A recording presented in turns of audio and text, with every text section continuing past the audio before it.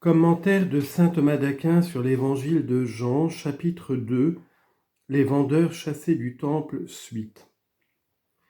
Détruisez ce temple, et en 3 jours, je le relèverai. L'évangéliste rapporte ici comment le Christ leur donne le signe réclamé. Il leur donne le signe futur de sa résurrection, parce que c'est en cela que se manifeste au plus haut degré la puissance de sa divinité. En effet, il n'appartient pas à l'homme comme tel de se ressusciter des morts. Seul le Christ, qui fut libre parmi les morts, psaume 87, verset 6, put l'accomplir par la puissance de sa divinité.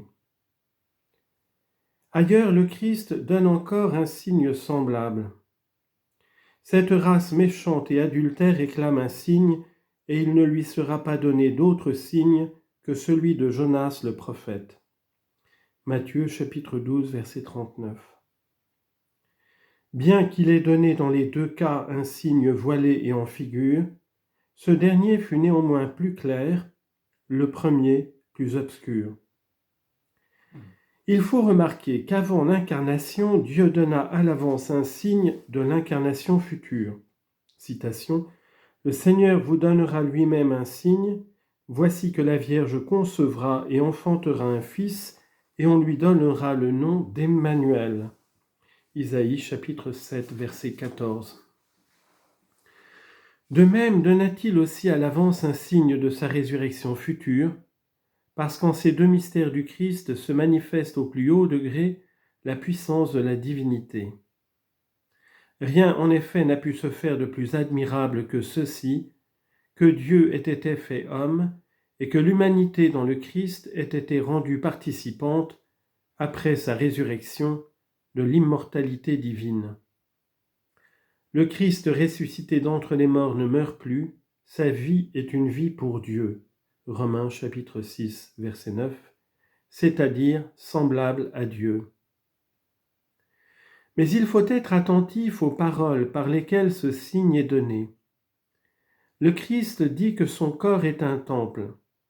La raison en est qu'on appelle temple un lieu où Dieu habite. Le Seigneur est dans son temple saint, psaume 10, verset 5. C'est pour cela que l'âme sainte en qui Dieu habite est appelée temple de Dieu. Le temple de Dieu est saint et ce temple c'est vous. 1 Corinthiens chapitre 3 verset 17. Donc, puisque dans le corps du Christ habite sa divinité, le corps du Christ est le temple de Dieu, non seulement selon son âme, mais encore selon son corps. Citation, « En lui habite corporellement toute la plénitude de la divinité. » Colossiens chapitre 2 verset 9. En nous aussi, certes, Dieu habite par sa grâce, c'est-à-dire selon l'acte de l'intelligence et de la volonté, qui n'est pas acte du corps, mais de l'âme seulement. Mais dans le Christ, Dieu habite selon l'union hypostatique, union qui n'inclut pas l'âme seulement, mais aussi le corps. C'est pourquoi le corps même du Christ est le temple de Dieu. Nestorius, trouvant là l'occasion de son erreur, prétend que le Verbe de Dieu s'est uni à la nature humaine, n'est uni à la nature humaine que par inhabitation. D'où il suit que, dans le Christ, autre est la personne de Dieu, et autre la personne de l'homme, comme on l'a dit plus haut.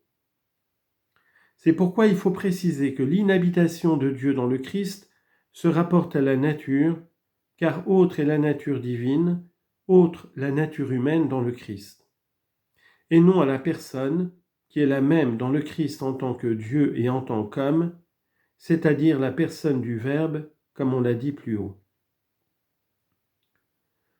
En donnant le signe, le Christ prédit sa mort future et sa résurrection. Il prédit sa mort par ces mots « Détruisez ce temple ». En effet, le Christ mourut et fut mis à mort par d'autres. Le Fils de l'homme doit être livré aux mains des hommes. Ils le tueront. Matthieu chapitre 17, verset 22. Mais de son plein gré, citation, il s'est offert à la mort volontairement. Isaïe chapitre 53, verset 7 dans la Vulgate. C'est pourquoi il dit « Détruisez ce temple, c'est-à-dire mon corps ». Il ne dit pas « Il sera détruit » pour qu'on ne comprenne pas qu'il s'agit d'une mort naturelle. Et il ne dit pas « Je détruirai » pour qu'on n'entende pas qu'il se mettrait à mort lui-même. Mais il dit « Détruisez », non certes comme un ordre, mais comme une prédiction et une permission. En tant que prédiction, détruisez ce temple signifie alors vous détruirez. Et comme permission, détruisez ce temple veut dire faites de mon corps ce que vous voulez, je vous le livre. De même qu'il dit à Judas, ce que tu fais, fais-le vite. Jean chapitre 13 verset 27. Non comme un commandement, mais en l'abandonnant à son libre arbitre. Jésus emploie le terme « détruisez » parce que la mort du Christ est la résurrection de son corps, d'une toute autre manière cependant que pour les autres hommes. Leurs corps en effet sont détruits par la mort au point qu'ils sont réduits en cendres et putréfiés. Mais une pareille destruction n'eut pas lieu pour le Christ. Citation « Tu ne laisseras pas ton sein voir la corruption » Psaume 15, verset 10. Il y eut cependant là une destruction par la mort, puisque son âme fut séparée de son corps comme la forme de la matière, que son sang fut séparé de son corps, et que son corps fut transpercé par les clous et la lance. Le Christ annonce sa résurrection en disant « En 3 jours je le relèverai », à savoir mon corps, autrement dit, je me relèverai d'entre les morts. Il ne dit pas « il sera relevé », ni « mon Père le relèvera », mais « moi-même je le relèverai », montrant ainsi qu'il ressuscitera d'entre les morts par sa propre puissance. Nous ne nions pas pour autant que le Père ait ressuscité le Christ. Citation, il a ressuscité Jésus d'entre les morts. Romains chapitre 8 verset 11. Dit saint Paul. Et le psalmiste, mais toi Seigneur aie pitié de moi et ressuscite-moi. Psaume 40 verset 11. Ainsi, Dieu le Père l'a relevé d'entre les morts et le Christ est ressuscité par sa propre puissance.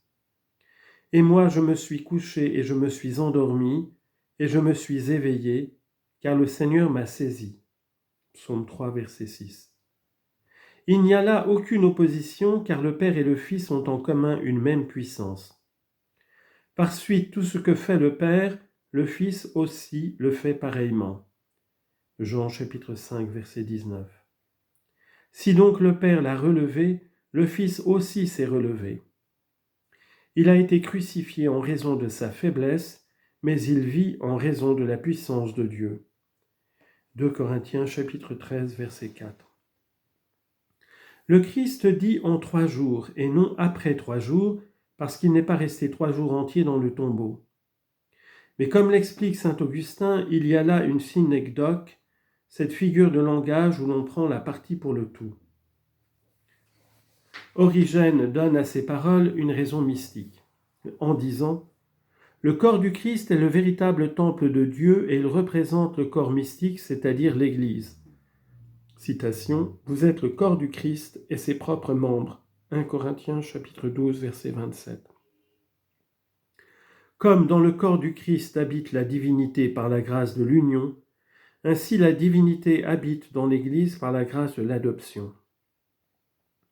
Et bien que ce corps mystique semble être détruit par les adversités et les tribulations qui l'affligent, il est relevé cependant en 3 jours, à savoir le jour de la loi naturelle, le jour de la loi écrite et le jour de la loi de la grâce. En effet, bien qu'en ces 3 jours il soit dissous dans certains de ses membres, cependant il vit dans d'autres. Voilà pourquoi Jésus dit en 3 jours, puisque cette résurrection spirituelle s'accomplit en 3 jours. Mais après ces 3 jours, nous serons ressuscités, parfaitement restaurés, non seulement à la première résurrection, mais aussi à la seconde. Citation. Bienheureux qui a part à la seconde résurrection. Apocalypse chapitre 20 verset 6. On a mis 46 ans pour bâtir ce temple et toi, en 3 jours, tu le relèverais? L'évangéliste va donner l'intelligence du signe proposé par le Christ. Il commence par exposer la fausse compréhension des Juifs, puis rapporte la véritable intelligence du signe, celle qu'en eurent les apôtres. La compréhension des Juifs était fausse parce qu'ils croyaient que le Christ parlait du temple matériel où il se trouvait alors.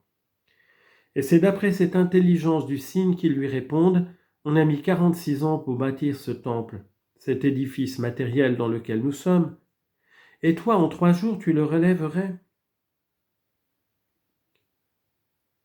Mais à ce propos se présente une objection d'ordre littéral, car le temple de Jérusalem fut bâti par Salomon, et selon le premier livre des rois, chapitre 6, verset 37, Salomon l'acheva en 7 ans. Comment se fait-il alors que Jean prête aux Juifs cette affirmation « On a mis 46 ans pour bâtir ce temple ?» Je réponds, selon certains, cela ne doit pas s'entendre de la première construction du temple qui fut achevée par Salomon en 7 ans. En effet, ce temple de Salomon fut détruit par Nabuchodonosor. Mais il s'agit de sa reconstruction par Zorobabel au retour de la captivité, comme on le lit au livre d'Esdras, chapitre 1, versets 5 à 6, et chapitres 5 et 6.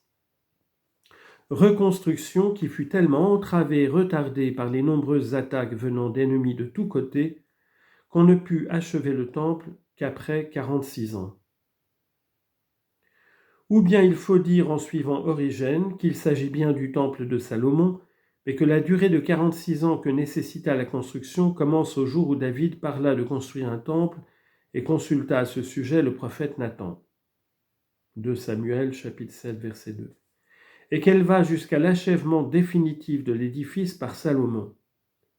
Dès ce premier jour, en effet, David commença à préparer les matériaux et tout ce qui était nécessaire à la construction du temple, et si on calcule avec soin le temps écoulé, on arrive au total de 46 ans.